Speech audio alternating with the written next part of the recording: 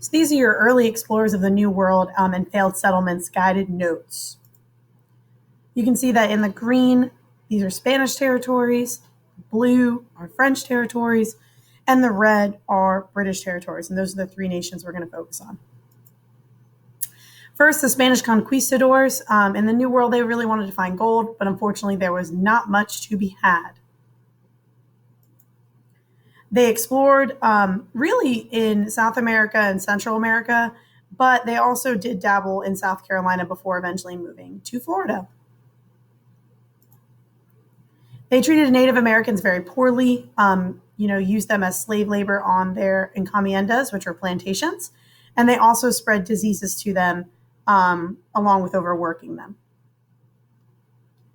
They built cities and universities while they were there, as well as spreading their Catholic faith. The French were searching for the Northwest Passage, which was a waterway passage between the Atlantic and the Pacific Ocean, found in the Canadian Arctic. They explored primarily in Canada, Montreal, and Quebec. They also went down into central United States. They had really good relationships with Native Americans, really positive trade relationships with furs, and they also spread their religion to them. The Protestants were not allowed to migrate to the New World, so the French established Catholic colonies. They traveled rivers, including the Mississippi River, and eventually landed in what is now present-day Louisiana, claiming that land for France and naming it after their king. The British wanted religious freedom in the New World, also growing cash crops such as tobacco, and they, as well as the Spanish, were also looking for gold.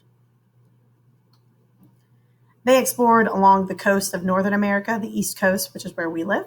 They claimed these lands for the English king and then established permanent settlements that way. At first, they got along well with Native Americans, mostly because they needed their help to get established and learn the land. But once they got everything they needed from them, they started to take advantage of them and mistreat them.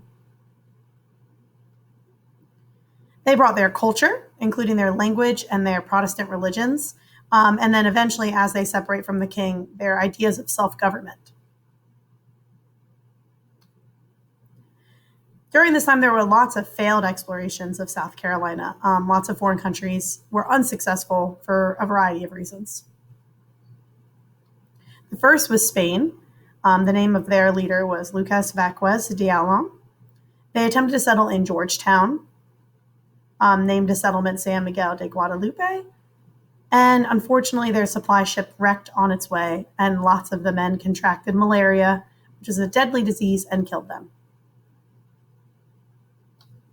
Then France attempted to settle. Their leader was Jean Ribault. They attempted to settle outside of Hilton Head in Parris Island. They named the settlement Charles Fort. And their problem was that they did not plant any crops, and their supply ship never returned, so they did not have the supplies they needed to be successful. The Spanish try one more time. The name of their leader this time is Hernando de Soto. They took over the Parris Island Hilton Head settlement that the French had abandoned.